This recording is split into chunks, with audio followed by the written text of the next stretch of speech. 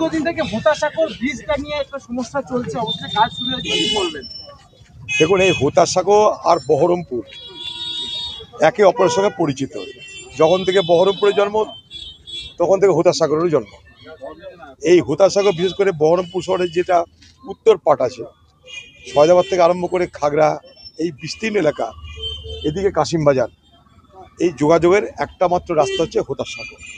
British জমানায় তৈরি হয়েছিল হোতাসাগর। তখন এত গাড়িও ছিল না, এত মানুষও ছিল না, এত যাতায়াতও ছিল না।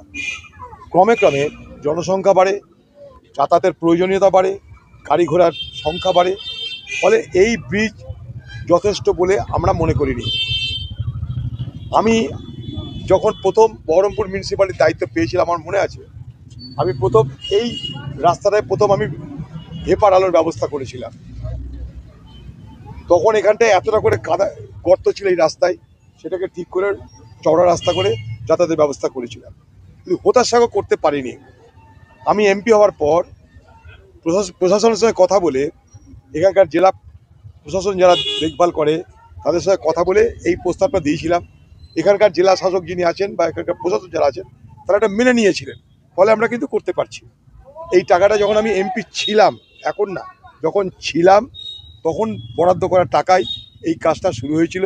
এই কাজটা সমাপ্ত হওয়া পর্যন্ত এটার উপর একটু দেখতে ইচ্ছা করে কেমন হচ্ছে না হচ্ছে, তাই এখানে চলে এসেছি। পাশাপাশি প্রশাসনের কাছে আরেকটা আমাদের দাবি থাকবে, নতুন যে কালভার্ট হচ্ছে ঠিক আছে, কিন্তু পুরনো যে কালভার্ট, এটার সঙ্গে বহরমপুর শহরের ইতিহাস পরিচয় জড়িত। তাই পুরনো যে কালভার্ট সেইটাকে রক্ষণাবেক্ষণ করে যাতে সেটাকে অন্তত চলাচলের জন্য বা রক্ষা করার জন্য মানুষ সেটাতে যাতায়াত করবে, ঠিক আছে, এখানে ফুটপাত হবে, ফুলের গাছ বসবে, সব ঠিক আছে, কিন্তু যেটা আমাদের ঐতিহ্য, হোতাসাগর আমাদের ঐতিহ্য, সেই ঐতিহ্যটাকে বাঁচানোর জন্য প্রশাসনের কাছে আমাদের তত দাবি থাকবে যে এই নতুন সাঁকো করার সঙ্গে সঙ্গে, নতুন কালভার্ট করার সঙ্গে সঙ্গে পুরনো যে কালভার্টের বাংলা যে সাঁকো, তাকে যেন রক্ষণাবেক্ষণ করে মেনটেন করে ঠিকঠাক করে দেওয়া হয়।